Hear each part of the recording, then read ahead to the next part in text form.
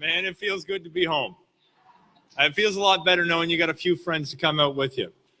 Look, for those of you who don't know, as Ray mentioned, you can't get much closer to home than this very place for me. I grew up just 5 minutes up the shore road in Marigamish. I think Mom and Dad are here and a few of the Fraser girls, if you want to give a wave to be acknowledged.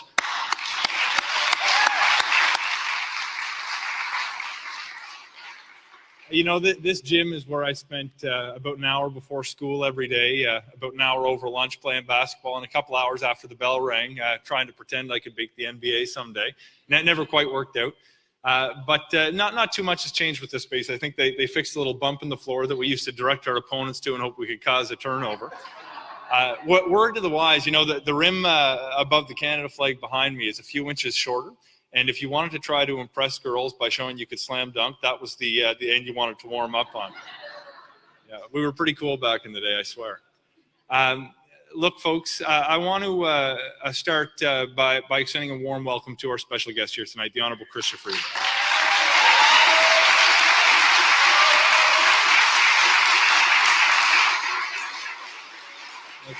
Chris, your remarks tonight about the importance of protecting liberal democracy in an era of democratic decline is something that I think about every day, and I'm so proud that we have you, your steady hand at the wheel in these difficult times internationally. I'm telling you, this woman is a house on fire in Ottawa and around the world. I've not met a more talented, smarter, harder working person in my professional life than Chrystia Freeland.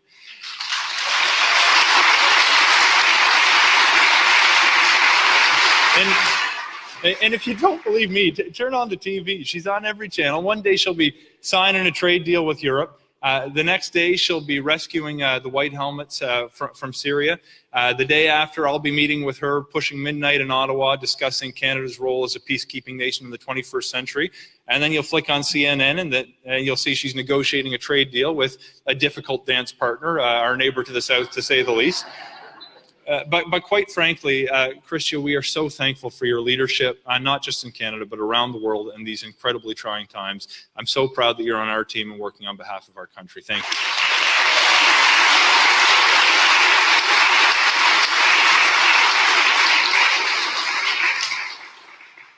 Folks, it's not lost on me how far we've come in these last 3.5 years or so.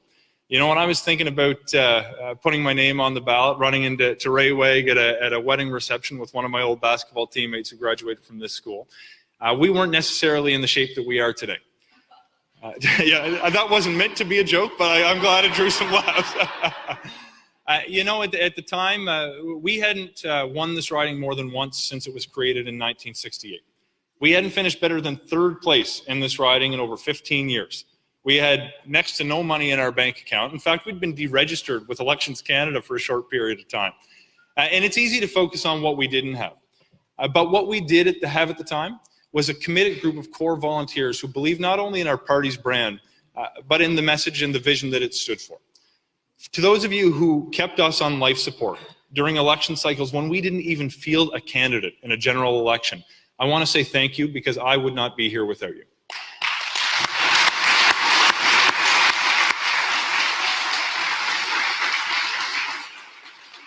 And it's not just locally that we had some room for improvement, to say the least. During those dark days in opposition, we were reduced to 35 seats in the House of Commons, a historic low for the Liberal Party. You know, we were polling deeply in third place when I put my name on the ballot in the 2015 election. But far more disheartening for me than the status of our party was the status of our country at the time. And you know, there's somebody else I should have thanked during my introductory remarks. And that's Stephen Harper for infuriating me so much that I actually decided to run for office.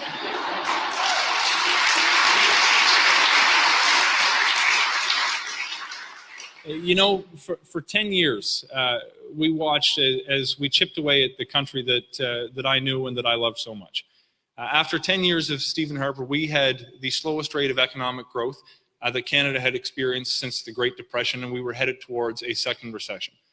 If you were a millionaire, perhaps you were doing okay, but the everyday person wasn't getting by without great difficulty during that period of time. When it comes to the environment, a file I care about and work on every day, it seemed as though it was an afterthought. We retreated from the international conversation about what we can actually do to fight climate, and we slashed budgets for conservation. And when it came to supporting the vulnerable, whether it was people living in poverty in our communities or it was refugees fleeing persecution and violence on the other side of the world, we had serious steps to take if we were going to rectify the reputation we had earned over the first 140 years. Ladies and gentlemen, I remember hearing Stephen Harper say while he was Prime Minister that by the time he was done with it, Canada, you wouldn't recognize it. Well, I can tell you, by the time we're done with it, you are going to recognize it deeply and be proud of it once again.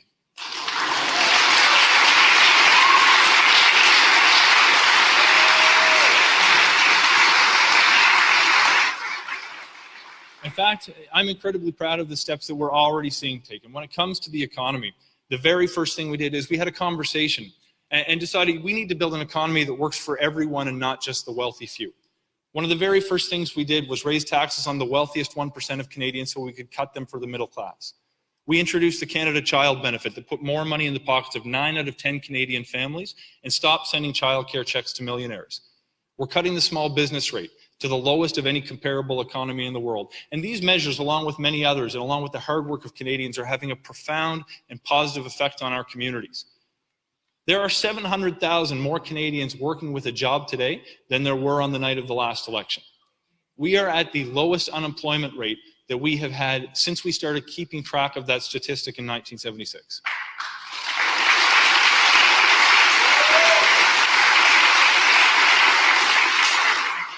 Now, these statistics are extremely important, but it's very important that we all remember there's a human story behind every one of them. Now, it's one thing for me to stand up here and tell you that the Canada Child Benefit has lifted 300,000 Canadian children out of poverty, but where we breathe meaning into the statistic is when I have a conversation on Ford Street in Stellarton, and somebody stops me, a single mom, and tells me that September has always been a difficult time for her emotionally because she could never afford an outfit for her kids on the first day of school. And that this year, because she has a little extra cash in her pocket, she's proud because she's able to take care of the kids the way she thinks she should. These statistics give meanings when people tell me in my community that they're able to afford swimming lessons for their children now and have their kids just be kids. These statistics take on meaning for me. One of my classmates who grew up in Edgerton, just a few minutes from here, tells me that he's normally laid off during the winter months, but because we made an investment in the sewer project in Plymouth, he was able to have about 2 months extra work.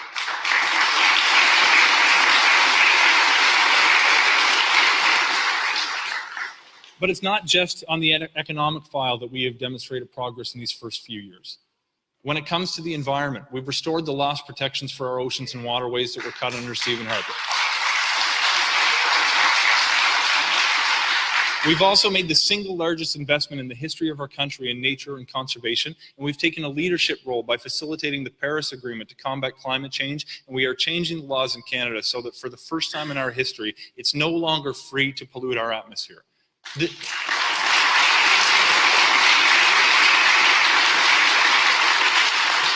And when it comes to supporting the vulnerable, we are putting in place a national poverty reduction strategy for the first time, which is going to see homelessness in Canada reduced by 50%. And when I think about projects like this that have national scale, I can draw down a local link to see that it's actually making a difference in our communities as well. Because I campaign on a commitment to be this area's representative in Ottawa and not the other way around. So when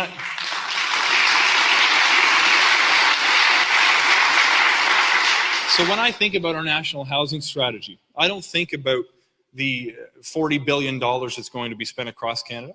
I think about a couple that I know well in Antigonish who's actually going to have a unit in the new project launched by the Antigonish Affordable Housing Society. It's a family with 2 good kids, a mom who's tough as nails but lives with a disability that makes it hard for her to earn a living. This family's going to have a few extra dollars at the end of a month because of the investment that we're making in that unit. And more importantly, their kids are going to go to school knowing that they have a roof over their heads when they come home.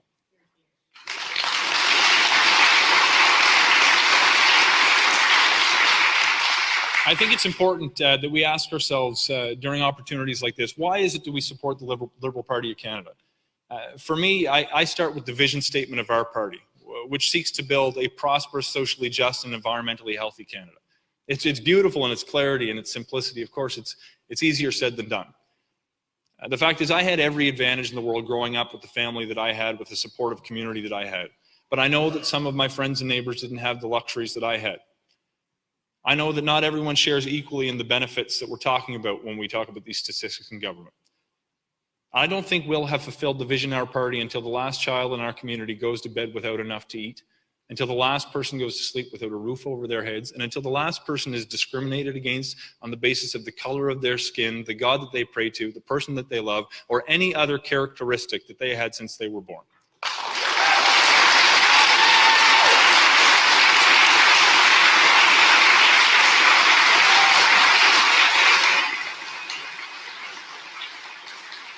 You know, there's one other reason that I'm a member of the Liberal Party, and I shared this at my last nomination. If my mother found out I was a Conservative, I would be disowned.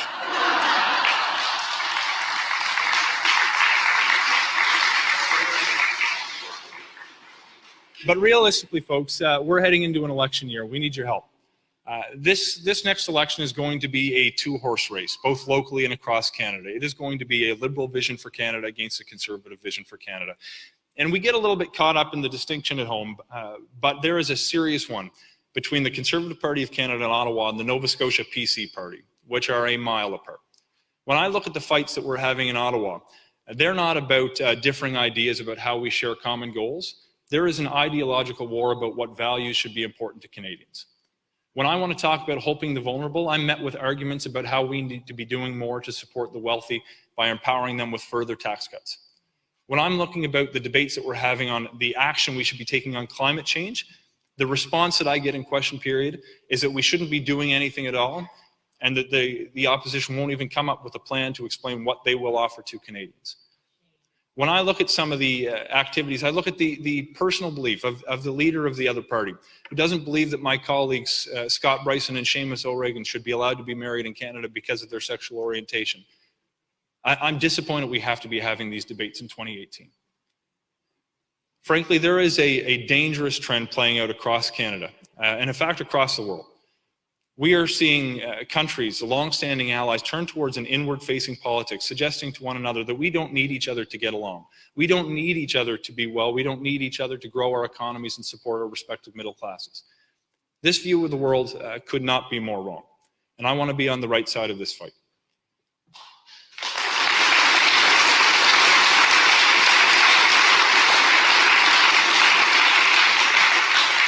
You know, at the recent Ontario Conservative Convention, I watched Andrew Scheer stand shoulder to shoulder with Doug Ford, hold his arms in the air. And during his remarks, he said, "To Justin Trudeau, you are the enemy," to a group of Conservative supporters.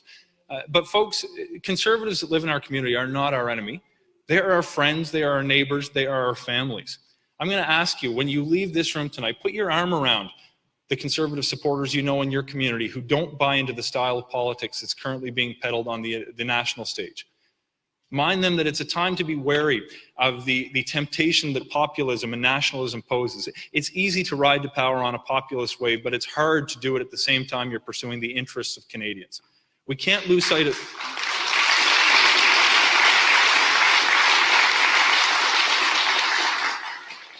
Folks, there is a fight playing out around the world, and we are not immune in Canada. I want to be the voice in that fight for Central Nova because we have a right to be represented on that side of the fight in this region. But I can't do it alone. I promise you I will do my part and I will work tirelessly to do my part, but I do need your help. What I need from you is to come knock doors. I need you to make phone calls. If you can afford it, whether it's $5 or $500, we need you to make donations. We need you to be going to coffee shops and dinner tables and engaging in conversations with people that you disagree with. We need you not to get pulled into the temptation that the echo chambers of the comment section on social media present to you, and actually engaging with people who have different points of view and arguing to them that we actually have ideas that can make Canada a better place. But more than anything, when it comes to the next election, we need you to vote, and we need you to bring people with you when you do. This is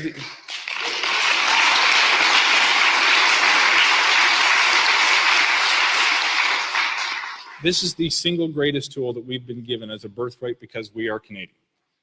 We have the opportunity to form a peaceful transition of a regime change overnight if we just engage in conversations with our friends and our neighbors and make known our opinion to no one but ourselves and check that little box. And we can have the kind of leadership that we need to make our country a better place.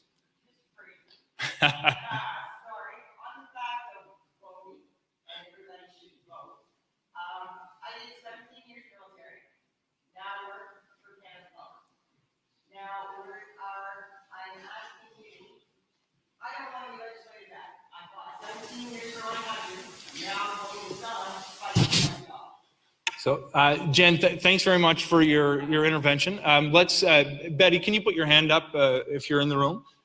We get a room booked. Let's have a conversation as soon as we finish. I know this is an issue that's important to you, and I think it's important to me too. And it's important to every Canadian. I don't want to ignore the discussion, but I think once we wrap up, we'll chat privately.